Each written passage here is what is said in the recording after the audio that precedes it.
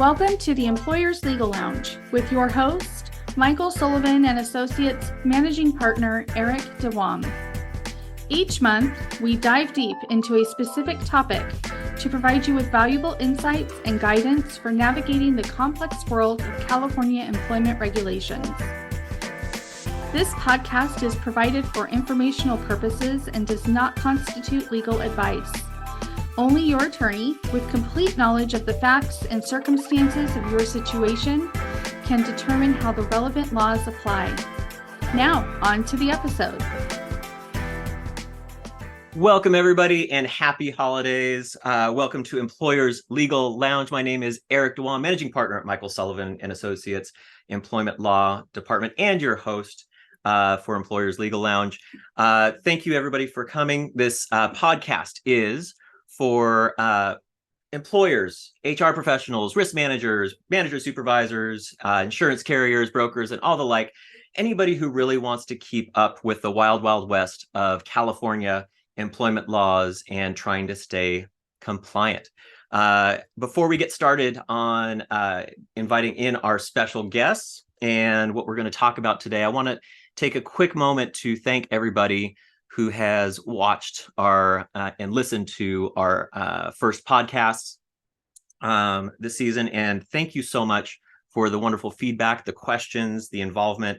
It's been a wonderful surprise, and we're really happy that it's making a difference. Please continue to give us feedback, ideas for other podcasts, the kinds of experts you want to hear from, and ideas.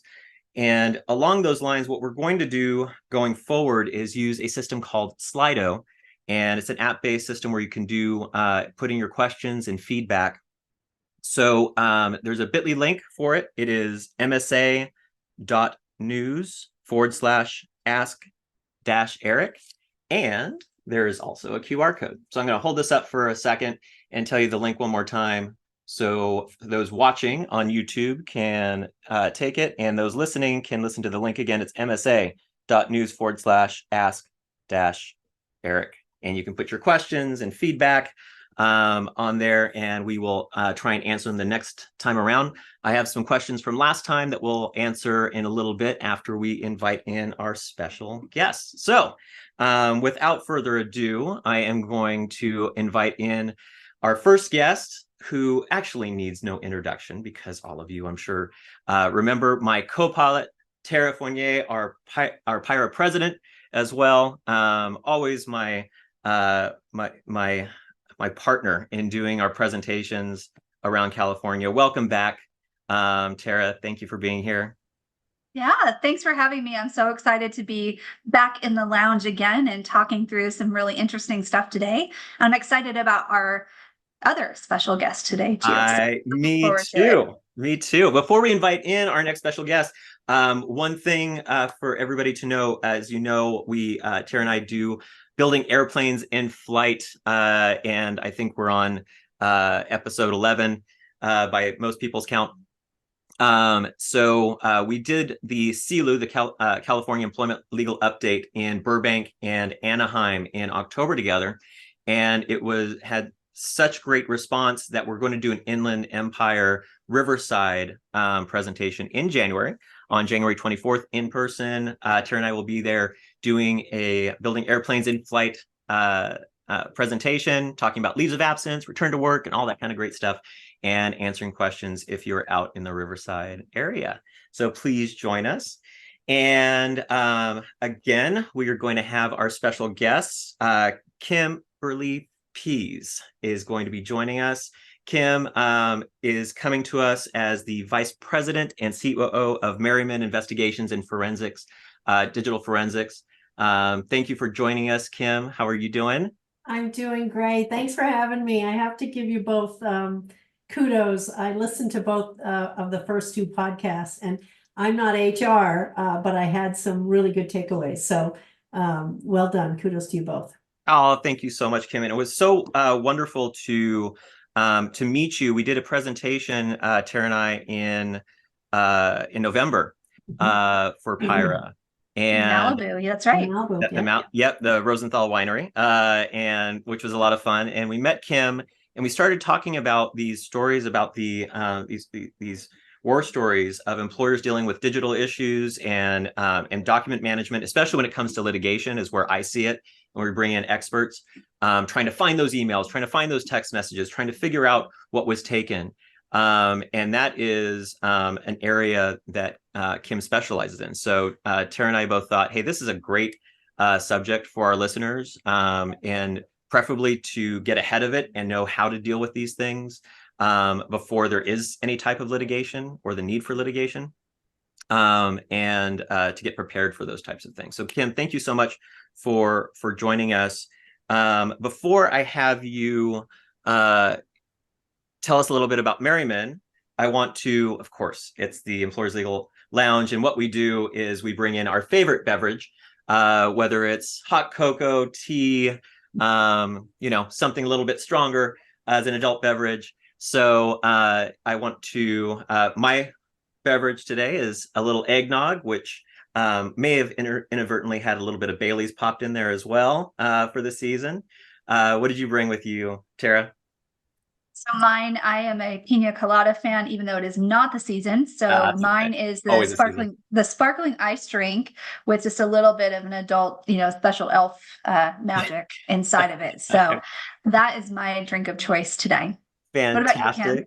I have sparkling apple cider today. Love it. Love it. So before we get started, our beginning cheers to both of you. Happy holidays to you, and thank you for being here. Thank you for having us. Yes. It is my pleasure. And before we get into the topic for today, I wanted to answer a few questions from the last podcast that we received. One of them was, we talked a lot about compliance audits. So people were asking, so what does this mean? What are we supposed to be doing? So what I mean by a compliance audit is a bit of a nuts and bolts shakedown of your organization, from not just, and people always, do their handbooks and they update those, right? But they don't think about the real logistics of what the company's doing because the laws change so quickly. So it means handbooks, arbitration agreements, your actual practices in timekeeping, meal rest periods, right? If you're doing waivers, and one of the big things is making sure, and this is one of the big pro tips for this year, if you're doing any type of rounding, that should be stopped. There's a lot of case law going on right now that is largely what we're hearing from the courts should not be happening anymore. So rounding time should not be happening. Rounding meal periods definitely should not be happening. So making sure all of those policies are shaken down. And where I'm seeing these, I just did 7 mediations on PAGA related claims. And there we go. There's Tara. For those not watching, but know about our PAGA game. Oops, sorry. Every time that word is mentioned, we take a little sip of our beverage. So to make sure people don't have to take a sip every 2 seconds, I will also say Private Attorney General Act, which is our, I know Tara's looking at me. Go ahead and say it. Go ahead and say it. The Private Attorney General Act, which is kind of a class action light, which we're seeing a lot of those in California against employers.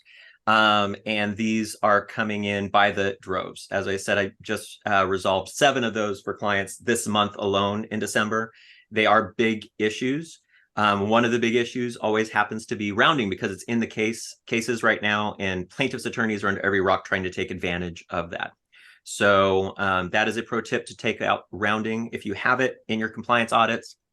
Another one to be very careful with is before shift and after shift work.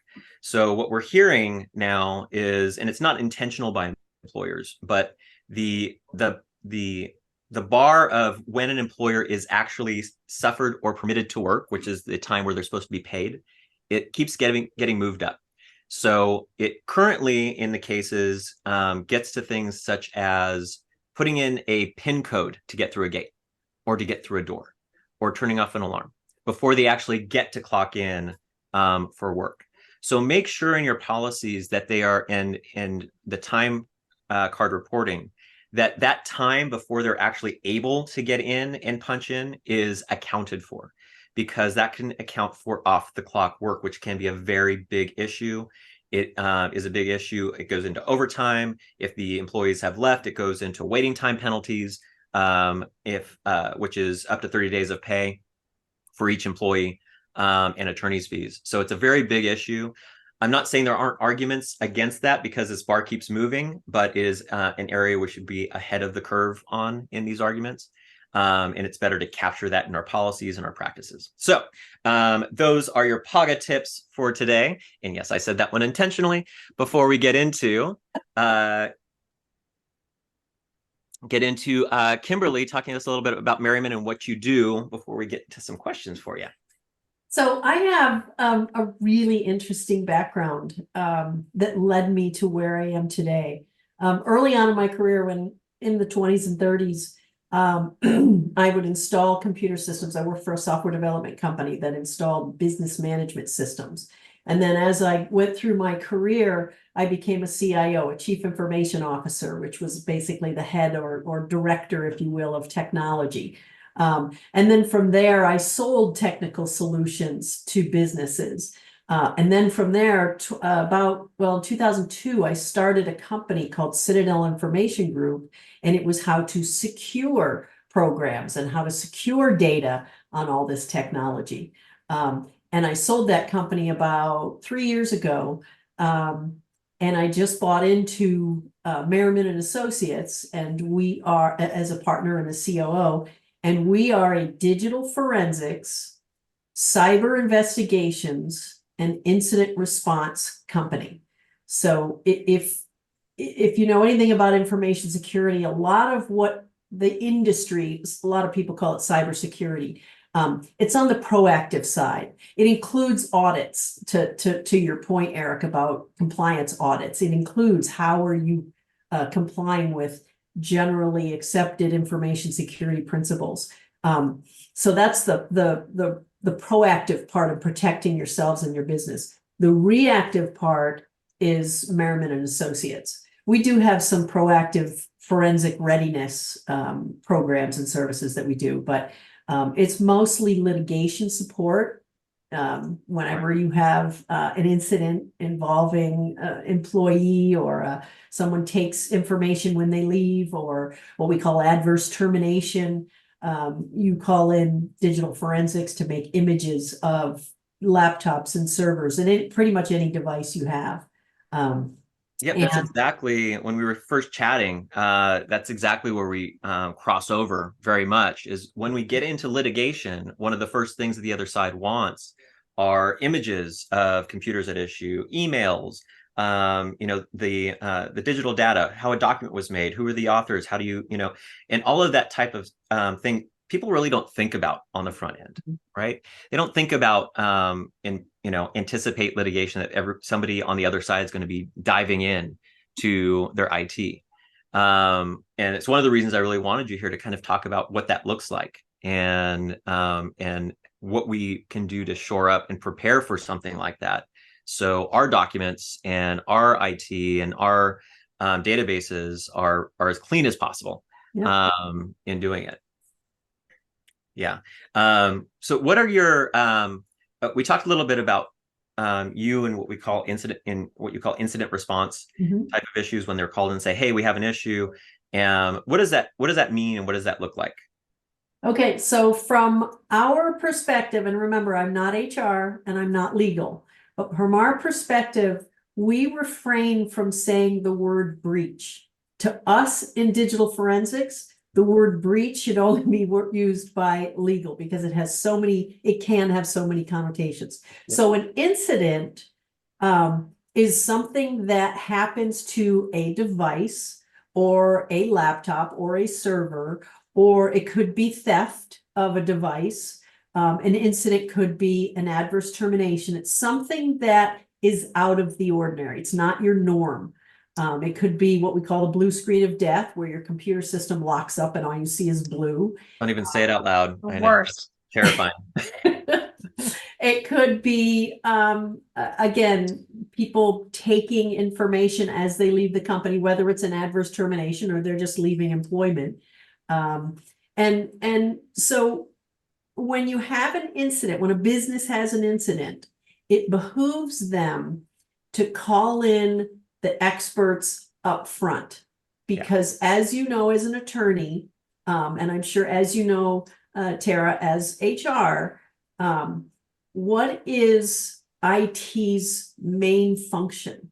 IT department's main function is to keep things up and running, right? So if something bad happens, what do they want to do? They want to keep it up and running. The challenge with that is they, in most cases, not all, but in most cases, they trample over the evidence. They change, they update things. And once that evidence, just like a murder scene, once that evidence is tainted, it's hard for us in digital forensics to be able to really find concrete evidence to support any case or any incidents, if you will.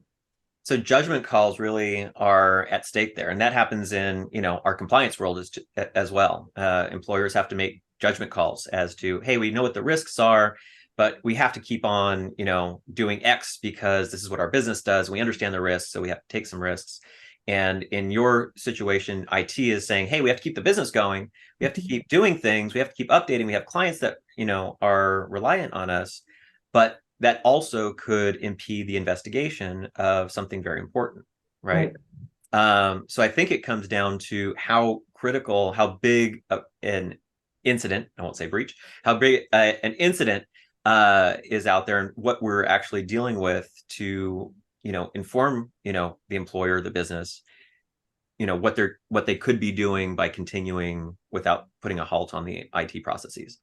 And let me be clear, it's not always IT trampling over evidence, because they have a lot of pressure from C-levels or executives or managing partners that says, get that stuff up and running now. And even though they know changing, updating, reinstalling, reconfiguring may change it. So there's a lot of moving parts. And specifically around incident response, it just behooves a company to prepare for these types of events. Because 30 years ago, it wasn't a matter of, it was a matter of if it might happen. Well, here we are in 2023, soon to be 2024. And it's not if anymore. It's just a ticking time bomb in every single organization out there. It's definitely a when. And I think, if you don't mind me weighing in here from the HR perspective, this is why I think the most important relationships in a business are the partnerships between HR and legal and IT. I think that's kind of like the triumvirate, right? Where you all have to be in lockstep, because it isn't a matter of if, like Kim's saying, it is a matter of when. I mean, I could tell you stories from my history of times where things like this have happened. Employees have left the company and they're angry and they do things to try and, exact their revenge or whatever you want to call it.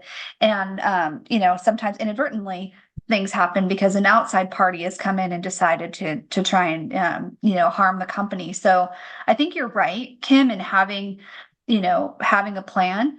How do you think, just realistically and operationally, what is the best way if we don't have one in place right now? How do you recommend getting started putting that together? So an incident response plan, let me just get a little geeky here. There's business continuity and there's incident response and there's disaster recovery. And it's terminology that in my world, very different things. And out there in the business world, they like to glom it all in one.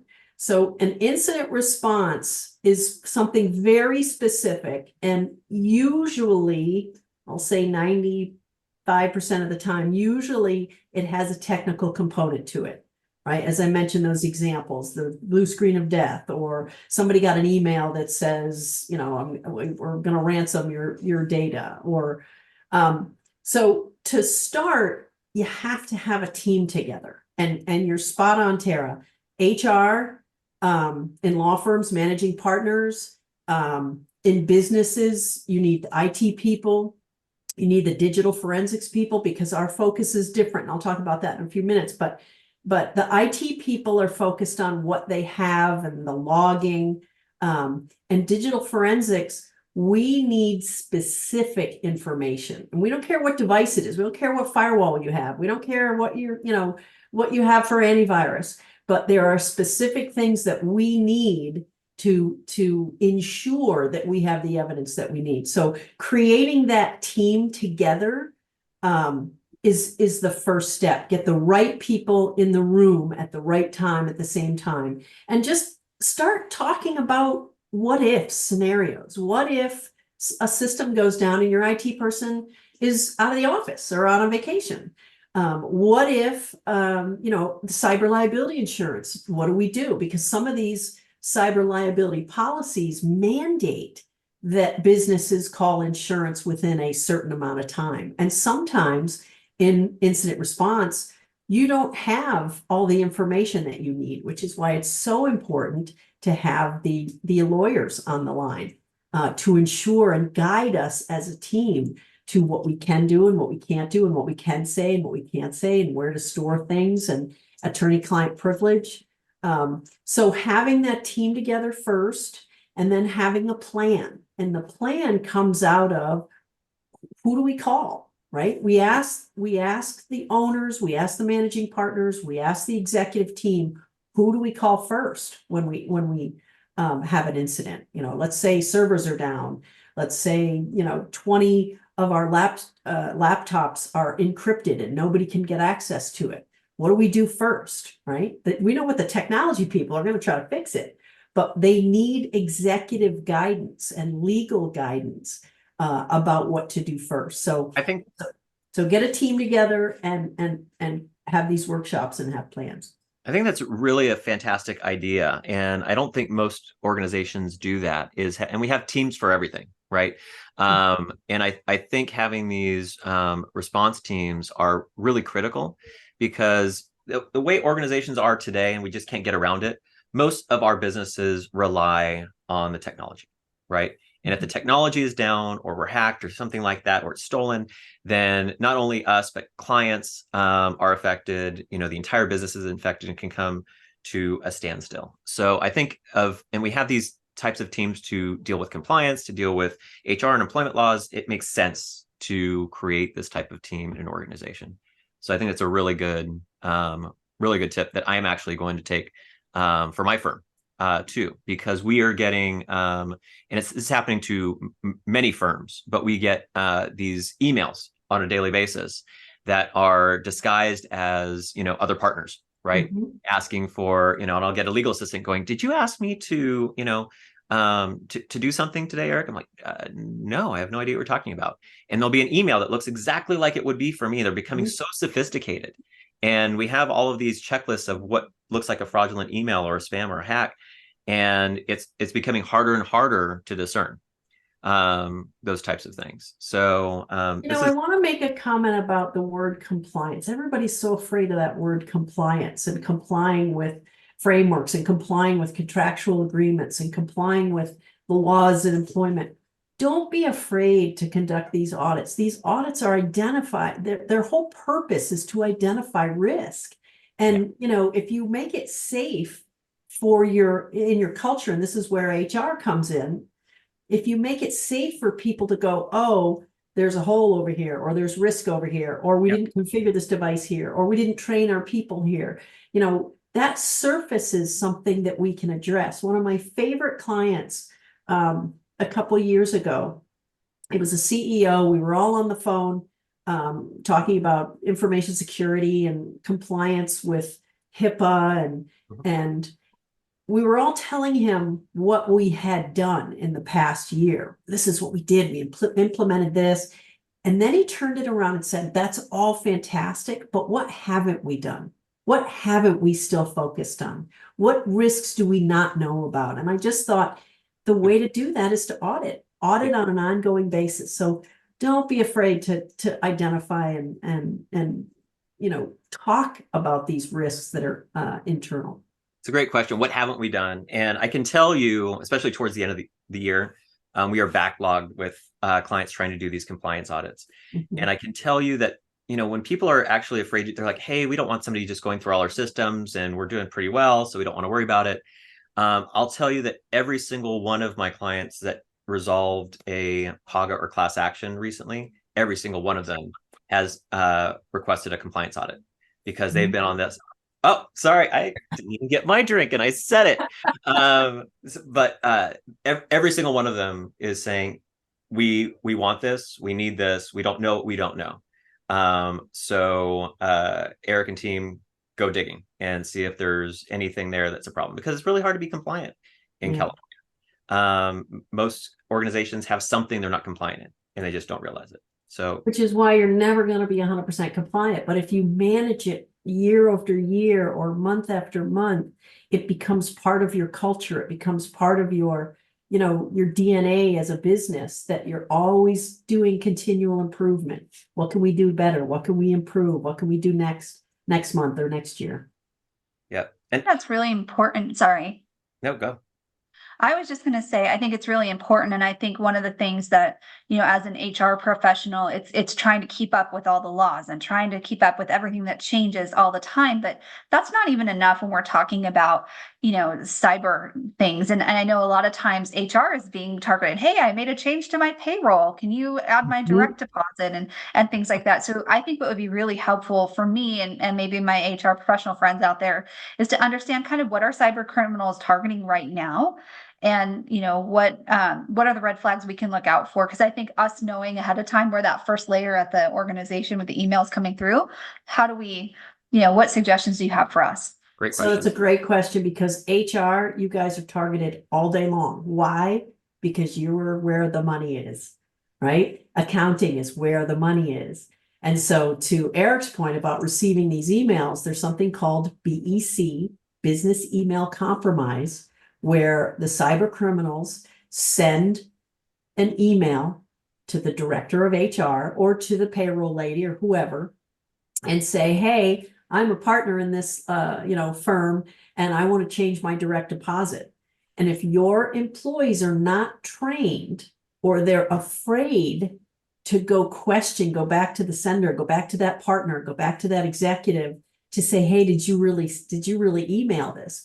And Eric, you said at the top, your partners are doing it. You're comfortable with partners. You all have authority in the organization, but it's when the email comes from someone higher on the totem pole down to someone lower on the totem pole that says, change this or do this or change my direct deposit because I changed banks, whatever. They feel compelled to do it.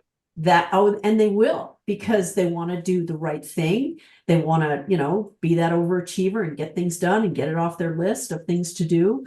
And they never even question it. And that's culture. That's where you guys in HR have a huge opportunity to influence behavior. Definitely. And I think, it's not just that. There's so many other pieces of information. There's the money, but there's also the data. And I think there's other things too, oh, can you send me that last report? And it might have, all your employees' names. And now you've given somebody everyone's first and last name and, whatever it is. And then that just, they're little crumbs that you might be leaving for somebody inadvertently, for sure. You remind me of, I had a phone call a number of years ago from a woman I had never met. On the phone, I say hello. She immediately starts crying, and I had no idea who this woman was. And she said, I'm a director of HR. I just got an email from the owner who said, please send me the W-2s to my personal email. And the email was correct, except for one letter. It was off by one letter. And she went back through later and verified the email, and it was not legit. So all of these W-2s went to a third party that had nothing to do with the org. That, yikes. Boy. And it's so easy to make mistakes like that, right? Inadvertent kinds of errors. What would be like the biggest pro tip of us? I mean, because we're constantly dealing with emails and data and stuff like that, to know when somebody's trying to hack us or trying to, pretend they're somebody else. What do we look for on these emails and these exchanges that would give us so the number one thing is stop clicking on the links. Yeah. For example, if you get anything from Facebook or Twitter or any of the social media, you don't need to click on the link. Log in to Facebook or log into LinkedIn and see the message there. Courier services, FedEx, United States Postal Service, UPS, couriers, whatever. Don't click on the link there. Go to FedEx.com and type in the tracking number, or copy and paste the tracking number, right? Social media, couriers, banks, Amazon, If Oh. you stop clicking on those types of links, it's never going to be down to zero because we send each other documents, right? Right. But DocuSign is another one. Stop clicking on the links that will dramatically decrease the risk of getting hit by a phishing email. Yeah, I think I've gone into the reverse side. I almost don't click on anything Mhm. at this point. So whether it's in a text message or an email, I try and find another way around it because the danger of it is so high.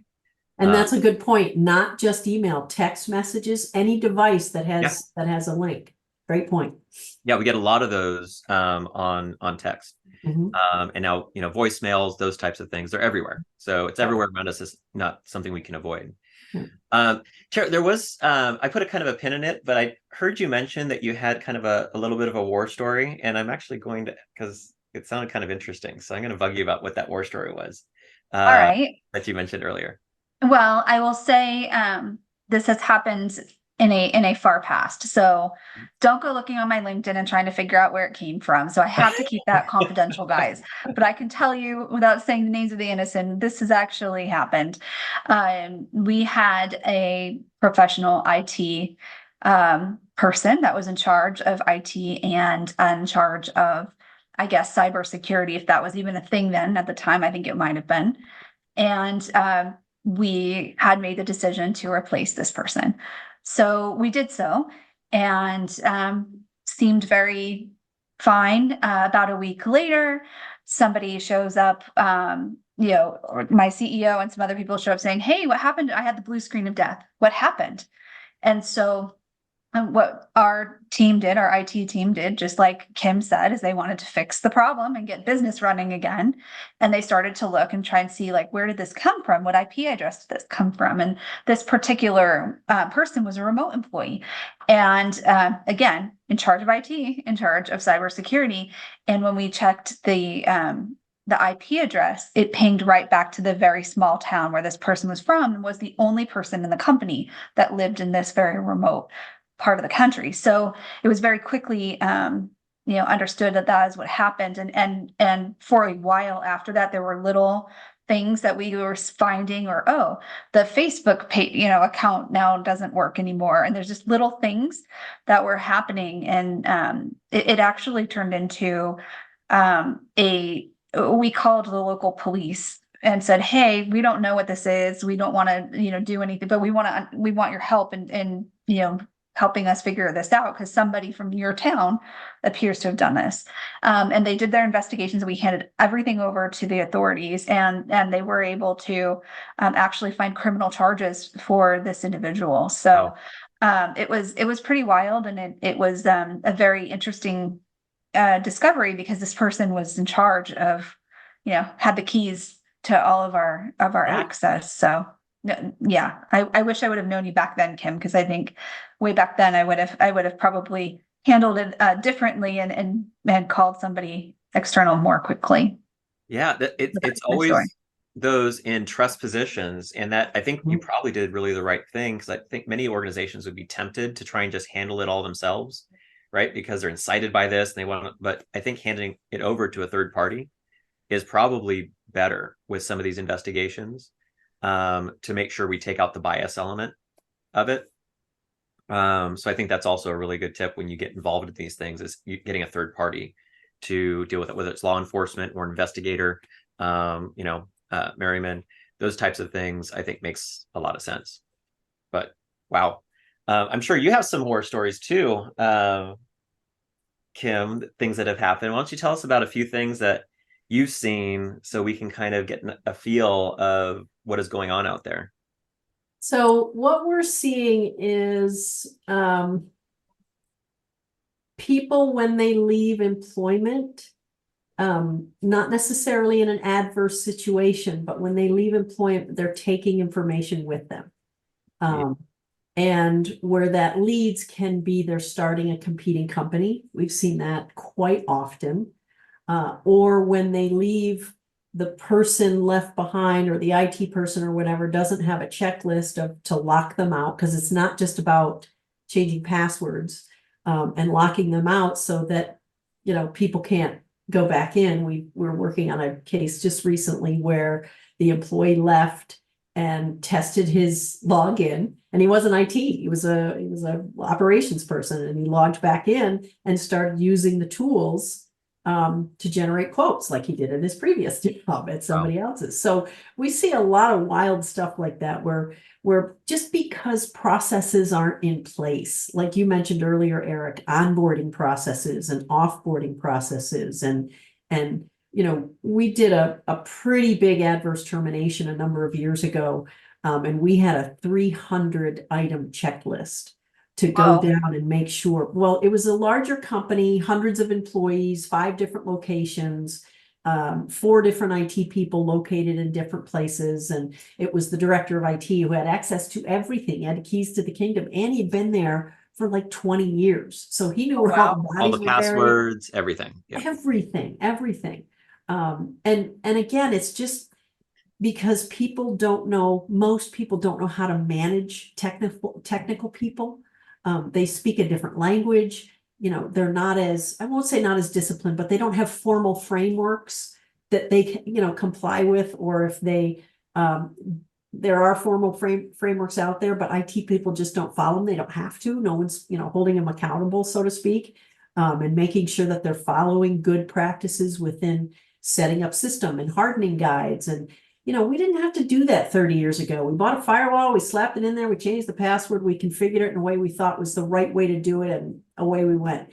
We can't do that now in 2024. We've got to understand the devices. We've got to go down through every single setting and configuration on those devices. Yeah, you mentioned this checklist, and I want to come back to that. But what you're bringing up now was kind of on the tip of my mind. Exactly, which is employee theft of company information. Mm-hmm. I am seeing a massive spike in that. And anybody who has listened to me and knows me, I will always say, never confuse me with a plaintiff's attorney, or we can't be friends, because I am only defense and for businesses. That being said, the exception to my rule is bringing actions by employers when there is company theft. And I'm doing that actually more and more recently. And employers get this idea because they're so afraid of all of the laws in California, and for good reason. And they get told by a lot of these attorneys, oh, there's nothing you can do about it, right? If you go against an employee, it's not going to look good. And, it's always on the employee's side.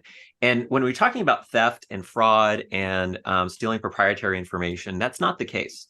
And it is something you can take action for. And you should take action for, because you're setting kind of a precedent that won't be tolerated. And we are seeing employees, leaving with client lists, leaving with proprietary information, preparing before they leave, because even if it's a termination or a resignation, they know the writing's on the wall one way or the other, and they're preparing for it, and they're sending stuff to their own private emails, right? And then we go in and we track that down. They think they've deleted it, and then we bring in the forensic experts to undelete, because nothing's ever really deleted, is it? Is what I've been learning. So all of those things are really on a rise, and I'm seeing it more and more. So make sure you have those really solid policies about what the repercussions are for theft and confidentiality and trade secrets and all of those types of things, because they're really important. And don't feel like your hands are bound just because it's an employee that does it. Because that's not the case. And very often what happens is there can even be a ongoing action where the employee initiates an action, and I have cross actions against the employee on these theft issues as well. So it's really important. It's the same thing as you, as the lawyer, and you, Tara, as the director of HR, the importance of an employee handbook, right? It's an important document to be able to communicate, set expectations. What you're talking about is specific policies and standards for information security, how information is handled. And so if you have that framework there and you repeat it annually, because just like the employee handbook, what do? You give it to them when you're on board, and then you never touch it again. You've got to repeatedly tell them and make sure they understand. And of course, if there's any changes, it's the same concept with information security policies as well. Yeah, I think that is one of those things also to update for this year because the requirements on those changes with the privacy acts of California, and they're a little bit more strict. And we have all sorts of new requirements, especially with non-compete agreements, which are now outlawed, all those types of things. So updating those policies, making sure that you can enforce these when you're actually going against an employee on this issue. You want to make sure you don't have violative policies, prohibitive policies on that end. You want to make sure they're fully enforceable because it's contractual, right? It's a contract that you're making them sign. And also, that's another key point, make them sign it. Right? Just sending them in an email does not make it binding on the employee. So making sure they actually sign these documents. And I understand we update these all the time. And, the tendency is just to say, oh, these are the new documents. And they never track who signed it and who hasn't. If you ever want to enforce them, it's really important you actually get them signed with the updates. Kim, why don't you give us a few of those most important items on the checklist? And what I'm thinking of right now is this, because when we let a regular employee go, we kind of have, a good sense of, they don't have access to the IT and the passwords and, the keys to the kingdom, so to say. But what about those that are C-suite type people, HR, who, handles and knows everything, accounting, IT? What's kind of the, top 5 things to check off the list when somebody like that is intended to leave? Okay, so first, again, I can't stress it enough, have a team of people. Have this conversation. It doesn't have to be an hour long. It's just, we recognize the importance of securing information. We recognize that IT, has access to everything. So have that, because the first thing we're going to do, if you call us, if you, director of HRs, call digital forensics, we're going to say, hire the attorney. Get the attorney on the line first. And if he's part of that team, if that person is part of the team already, you don't have to call him. He knows what the process is. The other thing is change the contact information for your technical vendors or technical service as a cloud like AWS. So what the IT people do is they make their name the authorized primary contact. And if you go to fire them and you want to make changes to your own stuff, a lot of times these third parties are going to say, sorry, you're not this person that's named. So what we say is, for the authorized primary contact, make it an owner, make it a managing partner, make it someone that's, going to be around for a while with the business. And then the secondary name can be the IT person. We had great idea.